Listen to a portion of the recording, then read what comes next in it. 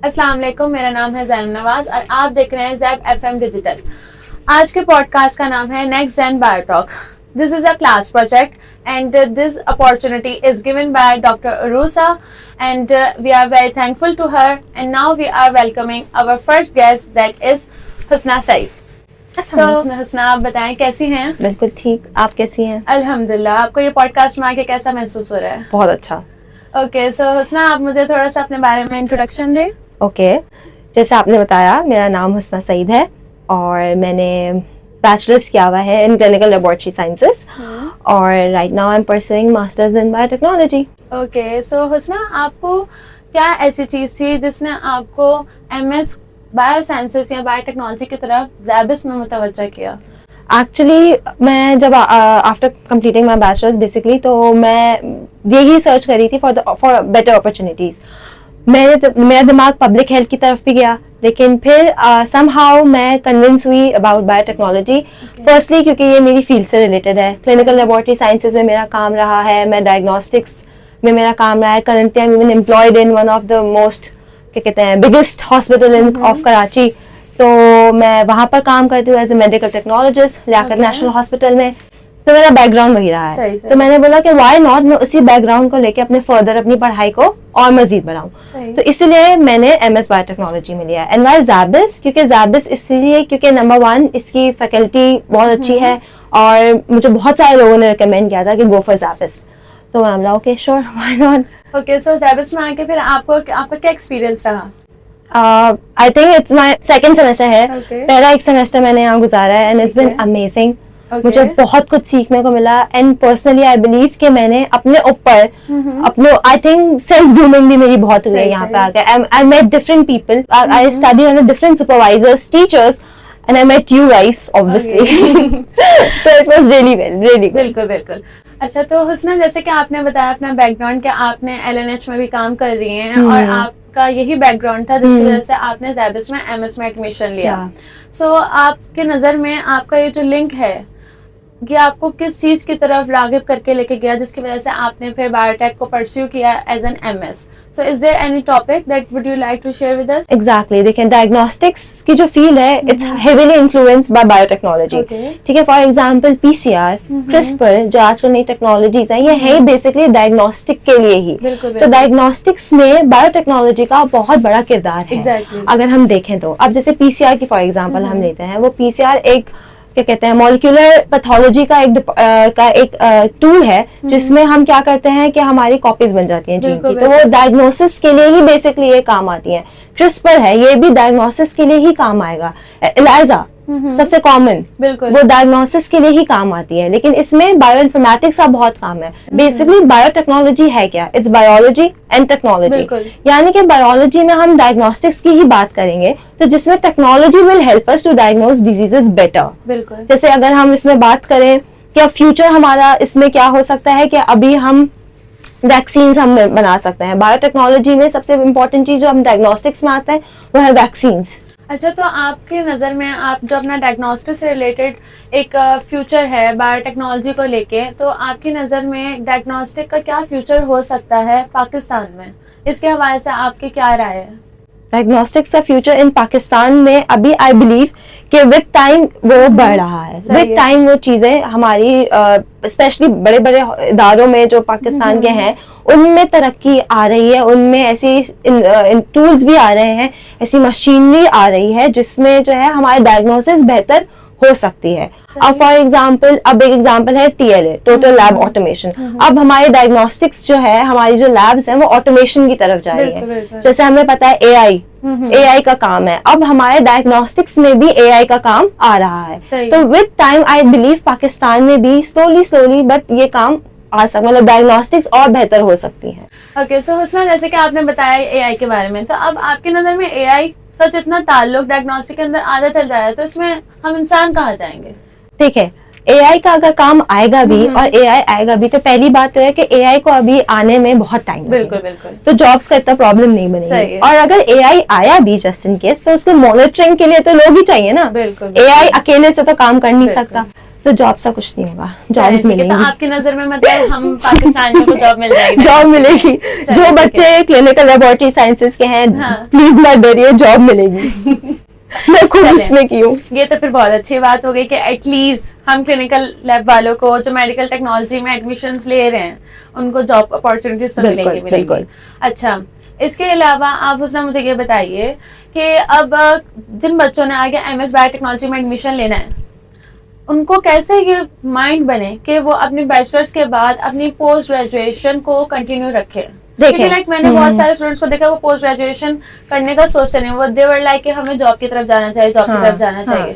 तो उसको कैसे हम इस तरफ लेकर आए? हाँ, अच्छा सवाल है, क्योंकि मैं भी इसी सब से गुजर चुकी हूँ। करंटली आई एम एम्प्लॉयड और I am studying as well, तो मुझे भी ये मुश्किलात पेश आई थी। I waited for around 1 year कि मैंने बैचलर्स करके मैं 1 साल के बाद मैं वापस से अपनी पढ़ाई को मैंने कंटिन्यू किया, क्योंकि ऑब्वियसली वही वाली बात होती है, हम पे बैचलर्स खत्म करके हमारे दिमाग में यही चीज होती है कि अब हमने कमाना है, हमने 4 साल पढ़ लिया, अब हम कमाएंगे। ये भी बात ठीक है, क्योंकि एक्सपीरियंस गेन करना भी इम्पोर्टेंट है। आप कहीं भी जाओगे वो आपसे सबसे पहले एक्सपीरियंस मांगेंगे, तो अगर आपके पास एक्सपीरियंस नहीं है तो वो यही बोलेंगे कि आपको जॉब नहीं मिलेगी। तो आई एग्री कि ऐसा होता है, लेकिन अगर आपको फ्यूचर अपना अच्छा करना है और आपको आगे बढ़ना है तो पढ़ाई इज इम्पोर्टेंट। बैचलर्स पे आप कुछ भी नहीं मिलता है। तो आपको ऐसे क्या लगा, लाइक जो आपने 1 ईयर का गैप लिया, आपने जॉब किया, तो आपको ऐसे क्या फील हुआ कि like I should move towards MS biotechnology या मुझे आगे पोस्ट ग्रेजुएशन करनी चाहिए? इसलिए क्योंकि I saw it with my own eyes the opportunities.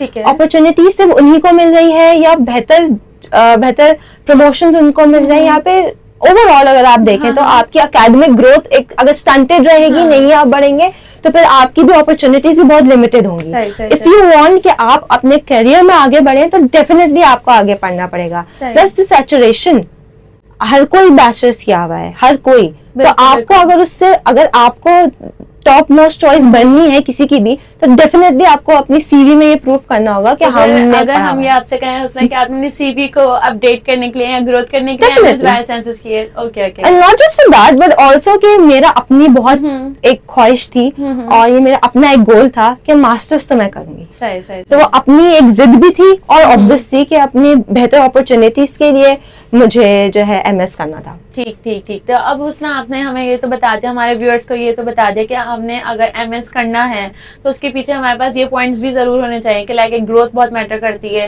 And then again CV बहुत मैटर करती है। बट अगर रिसर्च की तरफ जाएं, थीसिस वर्क की तरफ जाएं, डायग्नोस्टिक की तरफ जाएं, तो आपकी नजर में अगर जितने पाकिस्तान में एमएस स्टूडेंट बायोटेक्नोलॉजी या एमएस बायोसाइंसेस या थीसिस वर्क की तरफ जाएंगे तो उतनी इन्वेंशंस आएंगी, उतनी हमारे डायग्नोस्टिक के अंदर मेजर एक रोल अदा होगा। बिल्कुल ठीक ठीक ठीक। तो जितने हमारे इन्फेक्शंस इस मुल्क में बढ़ रहे हैं और जितनी हेल्थ क्राइसिस इस मुल्क में है, तो डेफिनेटली इनको कॉम्बैट करने के लिए आपको इसी तरफ आना पड़ेगा। जितनी जितनी रिसर्चेस होंगी और जितना जितना काम होगा उतने ही बेहतर होगा कि हमारी जो मुल्क के हालात हैं स्पेशली हेल्थ वाइज वो बेहतर होंगे। ओके हुस्ना, तो आप हमें ये बताइए कि आपने अपनी अंडर ग्रेजुएशन एलएनएच से की, जैसा आपने हमें बताया था, और अभी आप पोस्ट ग्रेजुएशन अपनी कर रही हैं ज़ैबिस से। तो आपकी नज़र में आपको वो 4 इयर्स जो आपने अंडर ग्रेजुएशन करी थी वो बेहतर थी, आपका पास ज़्यादा बेहतर था, या आपका फ्यूचर ज़ैबिस में आके मज़ीद अच्छा हो चुका है? क्योंकि अब जैसे कि थीसिस वर्क और रिसर्च वर्क आप ज़ैबिस के एक ऐसे इंस्टीट्यूट से कर रही हैं जहाँ पे इतनी अच्छी रिसर्च अपॉर्चुनिटीज़ हैं। सो आपकी नज़र में आपका पास ज़्यादा अच्छा था या अब आपका फ्यूचर मज़ीद अच्छा हो गया है ज़ैबिस में आके? एक्चुअली ग्रेजुएशन में जब आप एंटर होता है, आप जब बैचलर्स में होते हैं, तो आई बिलीव कि यू आर वेरी नाइव, आपको दुनिया का भी नहीं पता होता, आप बिल्कुल ही I think it's a first step towards professional life. तो आप बहुत उस वक्त ना आपको नहीं आइडिया होता कि आप जा कहाँ रहे हो, आपको मे बी शायद सीधी राह भी नहीं पता होती है, आपको नहीं पता होता है कि ये बहुत डरे होते हैं, आपको बिल्कुल नहीं पता होता। तो उन 4 सालों में मैंने ये जरूर सीखा कि एक्चुअली मतलब प्रोफेशनल लाइफ होती क्या है। मुझे अपने बारे में सेल्फ ग्रोथ मेरी बहुत हुई। ऑब्वियसली लियाकत नेशनल में मैंने पढ़ा है, वहाँ पे मेरे टीचर्स में, और मैंने जो लैब की सेटिंग देखी, जब मैं क्लिनिकल लैब्स में गई, मेरी रोटेशंस हुई, तो मुझे पता चला कि बेसिकली लैब रोटेशन होती क्या है। और जो मेरा प्रोफेशन है मेडिकल टेक्नोलॉजिस्ट का, वो ऐसा प्रोफेशन है जो ज्यादातर लोगों को नहीं मालूम। क्लिनिकल लेबोरेटरी साइंसेस का किसी को भी इतना आइडिया नहीं है कि ये बेसिकली फील्ड है क्या। और उसी जगह का वही चीजें पढ़ के और उसी फील्ड में काम करके मुझे भी ये हुआ कि वाकई लोगों को इस मामले में आइडिया नहीं है। तो मैंने तो पहली बार उस फील्ड को बहुत ज्यादा एक्सप्लोर किया, मैंने जाना, वो किया। 4 साल उसी में मेरे खत्म हो गए। फिर जब मैं यहाँ पे आई फॉर मास्टर्स ज़ैबिस में, तो ज़ैबिस में एक बहुत ही डिफरेंट एनवायरनमेंट मुझे मिला। ठीक है, एक हॉस्पिटल में रहकर आपकी यूनिवर्सिटी लाइफ नहीं होती। बिल्कुल, क्योंकि उसमें 24 एग्जैक्टली आप पेशेंस में हो, आपकी अपनी है ही नहीं, अपनी एक लाइफ एग्जैक्टली। जब मैं ज़ैबिस में आई तो मुझे बेसिकली पता चला कि यूनिवर्सिटी लाइफ होती क्या है। I enjoyed my university life for the very first time. Plus यहाँ पे टीचर्स बिल्कुल ही, मतलब टीचर्स के सुपरविजन में हमने पढ़ा और हमने जितना भी सीखा वो मुझे काफी, जिसने मेरी मदद करी है टू अंडरस्टैंड थिंग्स बेटर। फिर यहाँ की लैब्स बहुत वेल इक्विप्ड हैं, जिसमें डेफिनेटली हम आगे, अभी रिसर्च का मैं काम करूंगी तो उससे भी मुझे बहुत कुछ सीखने को मिलेगा। आपने सो फार यहाँ पे जो है रिसर्च का काम अभी स्टार्ट नहीं अभी हम सेकंड सेमेस्टर में हैं। कोर्स वर्क से आपको अंदाजा हो गया, कोर्स वर्क से अंदाजा हो गया, एक हमें आइडिया मिल गया कि अब मजीद हमें ये पता चल गया कि हमें आगे किस डायरेक्शन में जाना है। हमें अगर रिसर्च करनी है तो हमें कौन से कहते हैं ना स्पेशलिटी की तरफ बढ़ना है। जैसे आपका डायग्नोस्टिक में आपने एग्जैक्टली कि मैं किस तरफ जाना चाहती हूँ रिसर्च करने के लिए, मैं कौन सी तरफ अपना रिसर्च करूंगी। तो डेफिनेटली ज़ैबिस के आने के बाद एक और चीज है कि मुझे सेल्फ ग्रोथ, आई बिलीव, मुझे कॉन्फिडेंस मिला है। मैंने बहुत अपने ऊपर काम किया है। I understand things better now, I gain confidence, क्योंकि ऑब्वियसली आप जब एक मास्टर्स में आते हो you are on your own, you don't know, आप किसी पर रिलाई नहीं कर सकते हो, और it's just you and your studies. Basically आप ज़ैबिस में आके आपने अपने आप को एक्सप्लोर किया है, सेल्फ ग्रूमिंग हुई है आपकी, और आपने उन चीजों को डिस्कवर किया जो आप एलएनएच में नहीं कर पाए। बिकॉज़ एलएनएच में इसलिए भी नहीं कर पाए क्योंकि बेसिकली उस वक्त मैं बहुत, एक बैचलर्स के बच्चे कैसे होते हैं कि अभी इतना नहीं पता दुनिया का, और वो एक ना सेफ एनवायरनमेंट होता है, मतलब एक आप एक इदारे के अंदर हैं।